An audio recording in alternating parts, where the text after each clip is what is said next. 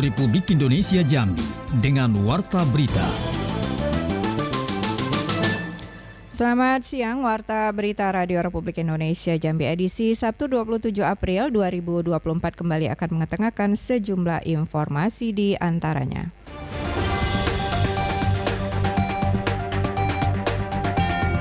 Jajaran Kantol Wilayah Kanwil Kemenkumham Jambi menggelar upacara peringatan Hari Bakti Pemasyarakatan ke-60 tahun 2024 pagi tadi.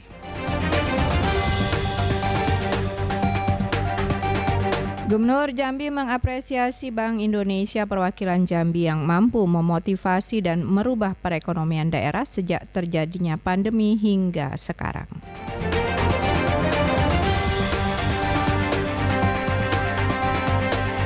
Berita selengkapnya edisi siang hari ini bersama saya Suci Rahayu.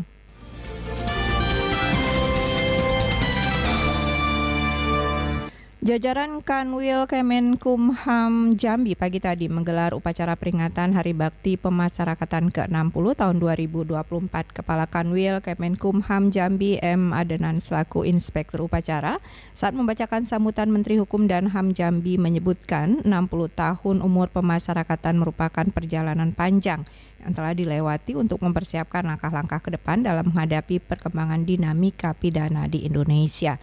Saat ini sistem pemasyarakatan dituntut untuk mampu membangun kapasitas pribadi para pelanggar hukum agar menjadi pribadi yang lebih baik untuk nantinya kembali ke tengah masyarakat setelah selesai menjalani pemidanaan. Bahwa makna sistem pemasyarakatan dituntut untuk mampu membangun kapasitas pribadi para pelanggar hukum agar menjadi pribadi yang lebih baik.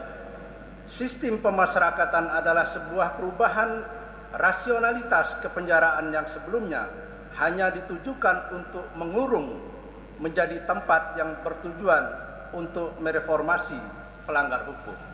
Kepala Kanwil Kemenkumham Jambi juga menyampaikan apresiasi kepada pemerintah daerah dan stakeholder terkait yang telah memberikan dukungan terhadap kegiatan pembinaan dan pembimbingan serta dukungan fasilitas lain kepada UPT pemasyarakatan yang ada di wilayah masing-masing. Sementara itu, usai upacara dilaksanakan syukuran dan pemotongan tumpeng serta penyerahan penghargaan kepada beberapa stakeholder yang telah bekerja sama dan memberikan dukungan kepada UPT pemasyarakatan yang ada di Provinsi Jambi. Warga binaan yang menghuni lapas dan rutan di Provinsi Jambi saat ini sebagian besar merupakan napi kasus narkotika dan obat-obatan terlarang narkoba. Kepala Kanwil Kemenkumham Jambi M. Adenan mengatakan sekitar 67% warga binaan di 11 lapas dan rutan merupakan warga binaan terkait kasus narkoba. Secara internal, pembinaan terhadap napi kasus narkoba terus dilakukan di lapas, termasuk rehabilitasi napi kasus narkoba, sehingga diharapkan setelah menjalani masa hukumannya, warga binaan tersebut bisa diterima di masyarakat dan tidak lagi terjerumus dalam penyalahgunaan dan peredaran gelap narkoba. Kalau dilihat kasus warga binaan pemasyarakatan di wilayah Jambi masih mendominasi kasus narkoba. Dalam rekapitulasi hitungan kami, lebih kurang 67% warga binaan di seluruh Jambi ini adalah terkait dengan kasus narkotika. Kakanwil juga berharap angka penyalahgunaan dan peredaran gelap narkoba di Provinsi Jambi bisa terus ditekan dan menurun. Untuk itu diperlukan kolaborasi bersama pihak-pihak terkait lain. Pihak Kanwil Kemenkumham Jambi sendiri telah berkomitmen dalam pemberantasan dan penyalahgunaan narkoba. Sanksi tegas akan diberikan kepada petugas lapas maupun pegawai Kanwil Kemenkumham Jambi yang terbukti terlibat dalam penyalahgunaan dan peredaran gelap narkoba. Gubernur Jambi Al-Haris mengapresiasi Bank Indonesia Provinsi Jambi dengan kiprahnya mampu memotivasi dan merubah perekonomian daerah sejak terjadinya pandemi hingga terjadi inflasi tertinggi secara nasional. Dan Bank Indonesia mampu bergerak untuk pemerintah daerah dengan menstabilkan inflasi. Gubernur menyatakan pemerintah akan terus bersama-sama dalam menyikapi kondisi bangsa saat ini. Ke depan Saya kira kita akan terus bersama-sama karena kondisi bangsa Indonesia yang hari ini kita sedang fokus bagaimana kita penguatan di bidang pangan. Tentunya bahwa banyak hal yang ke depan perlu kita benahi sama-sama. Infrastruktur kita yang masih belum sempurna, kemudian juga petani kita juga belum merata, komoditinya juga belum baik, tentunya ditambah lagi dengan El Nino luar biasa itu juga pengaruh ke kita. Jambi juga terjadi sedikit perlambatan ekonomi kita hari. Kondisi perekonomian dipengaruhi akibat El Nino disampaikan Gubernur Al-Haris. Untuk di Jambi mengalami perlambatan sehingga perlu terus sinergi. Menanggapi hal tersebut, Deputi Gubernur Senior Bank Indonesia Desri Damayanti menjelaskan untuk di Jambi inflasi terjadi dipengaruhi oleh dua sektor yakni pertanian dan perkebunan. Bidang pertanian dan perkebunan, dan ini adalah bidang yang sangat membutuhkan perhatian khusus ya, karena inflasi ke depan sumbernya dari dua sektor ini, pertanian dan perkebunan ya, pertanian khususnya pangan. Yang pasti kami dari Bank Indonesia akan sangat siap untuk bersinergi bersama dan kami apresiasi atas kerjasamanya yang selama ini sudah terbangun dengan baik. Deputi Gubernur Senior Bank Indonesia meyakini dengan sinergitas yang baik telah terjalin akan mampu mewujudkan bersama peningkatan ekonomi daerah untuk menuju Indonesia Emas 2045 mendatang, mendukung Indonesia Emas, Indonesia Maju. Anda masih mengikuti Warta Berita.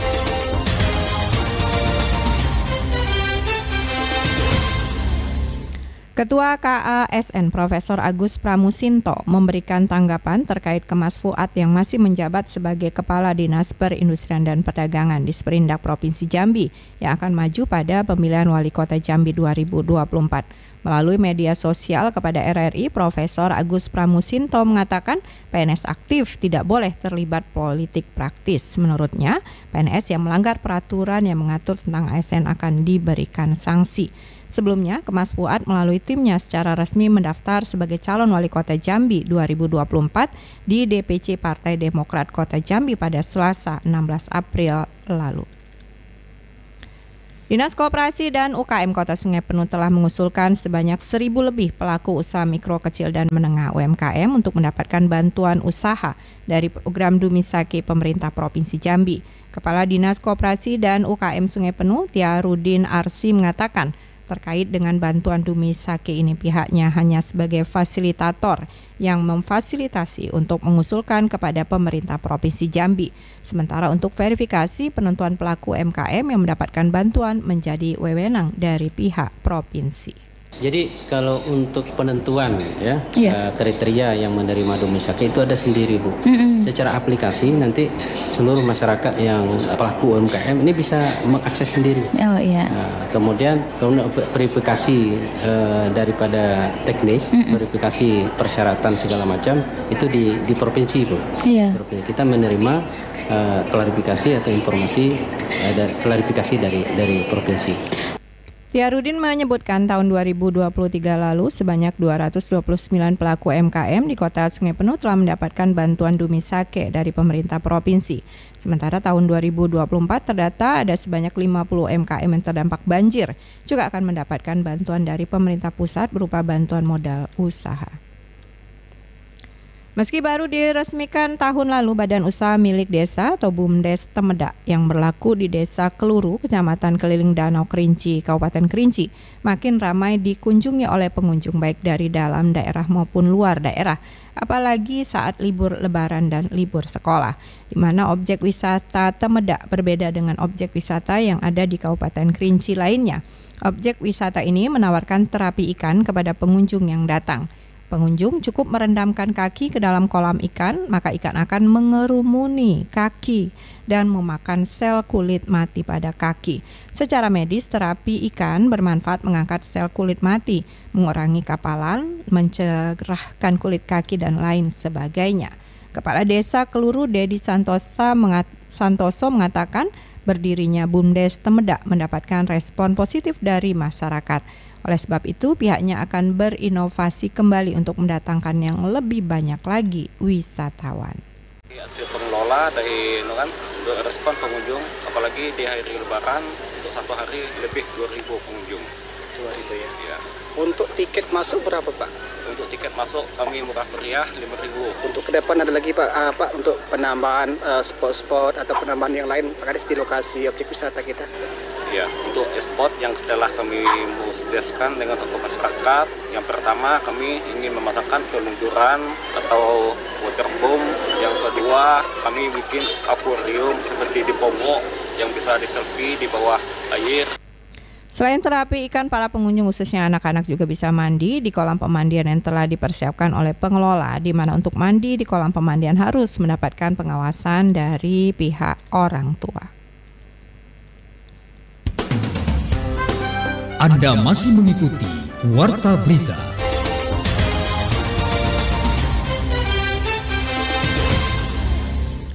Antusiasme masyarakat Kota Sungai Penuh mendaftar menjadi panitia pemilihan kecamatan atau PPK untuk Pilkada serentak 2024 sangat tinggi. Terbukti sejak dibukanya pendaftaran pada 23 April yang lalu hingga saat ini sudah ratusan orang yang mendaftar. Ketua KPU Kota Sungai Penuh Jumiral Lestari mengatakan untuk tahapan pendaftaran PPK telah dimulai sejak 23 hingga 29 April mendatang. Sedangkan jumlah pendaftar sudah mencapai 212 orang. Ia menyebutkan untuk kebutuhan PPK di Kota Sungai Penuh sebanyak 5 orang setiap kecamatan atau sebanyak 40 orang sekota Sungai Penuh. Untuk perekrutan PPK di Kota Sungai Penuh itu melalui aplikasi Siapa itu total seluruhnya itu berjumlah 212 yang sudah, baik yang sudah mengupload, kemudian yang sudah menyerahkan berkas, yang sudah melengkapi berkas yang harus diserahkan secara hard copy-nya. Proses pendaftaran itu dimulai dari tanggal 23 sampai tanggal 29 April 2024. Ia juga menghimbau kepada masyarakat yang berminat ingin menjadi bagian dari penyelenggara pemilu pada Pilkada serentak di Kota Sungai Penuh bisa melakukan pendaftaran melalui aplikasi Siakba dan selanjutnya menyerahkan berkas ke KPU Kota Sungai Penuh. Berdasarkan hasil SKI, angka prevalensi stunting Provinsi Jambi berada pada peringkat kedua secara nasional setelah Bali, yaitu dari 18% tahun 2022 menjadi 13,5% pada 2023 atau turun sebesar 4,5%. Adapun untuk masing-masing kabupaten kota di Provinsi Jambi meliputi Kota Jambi 13,5%, Muaro Jambi 12%, Batanghari 10,1%, Tanjab Barat 14,1%, Tanjab Timur 23,7%, Tebo 22,7%, Merangin 14,9%, Muaro Bungo 13,7%, Kerinci 8,7%, Sarolangun 4,8%, dan Kota Sungai Penuh 4,1%. Hal ini dipaparkan dalam Rapat Kerja Nasional Rakernas Pembangunan Keluarga, Kependudukan dan Keluarga Berencana atau Bangga Kencana dan Percepatan Penurunan Stunting tahun 2024 Kamis lalu. PLH Perwakilan BKKBN Provinsi Jambi, Yuslidar, menyebutkan penurunan stunting ini merupakan hasil dari kinerja dari semua stakeholder, bahkan juga Bapak Ibu anak stunting, serta pihak-pihak yang ikut turut memperhatikan anak-anak penderita stunting. Penurunan angka stunting ini kerja yang tidak sederhana dan tidak serta-merta. Untuk itu, Yuslidar mengajak seluruh komponen masyarakat terkait untuk mengupayakan penurunan angka stunting sebagai upaya peningkatan SDM. Dan ini sesuai misi ketiga Provinsi Jambi, yakni memantapkan kualitas SDM. Terkait capaian tersebut, Wakil Gubernur Jambi Abdullah Sani turut mengapresiasi kinerja BKKBN dan semua satgas serta stakeholder yang terlibat dalam program tersebut. Dinas Pemberdayaan Masyarakat Perempuan dan Perlindungan Anak DPMPPA Kota Jambi tengah fokus memberikan edukasi kepada ASN di Kota Jambi. Hal ini dilakukan berdasarkan data yang diperoleh dari Pengadilan Agama. Jika sebagian besar perceraian yang terjadi di 2023 didominasi oleh ASN. Kepala Dinas PMPPA Kota Jambi Noverintiwi Dewanti mengatakan, faktor yang menyebabkan perceraian ASN, satu diantaranya faktor ekonomi. Umumnya permasalahan ekonomi ini tidak hanya melanda keluarga dengan penghasilan di bawah UMR saja, namun juga keluarga dengan pendapatan di atas UMR. Pembekalan diberikan kepada seluruh ASN dengan menggunakan aplikasi Zoom. Noverintiwi mengatakan pembekalan bagi ASN di Kota Jambi ini akan dilakukan secara rutin. Sebelum berpisah kembali, kami sampaikan berita utama.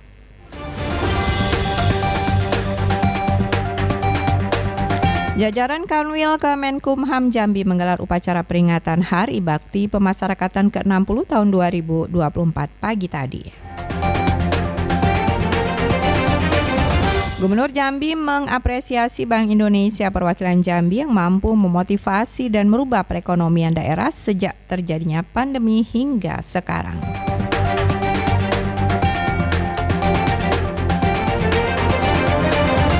Demikian penyampaian Warta Berita Daerah untuk siang hari ini. Anda juga bisa perbarui terus informasi Anda dengan mengakses langsung di portal berita rri.co.id. Mewakili kerabat kerja RRI Jambi yang bertugas, saya Suci Rahayu. Terima kasih dan selamat siang. Demikian Warta Berita, Produksi Radio Republik Indonesia Jambi.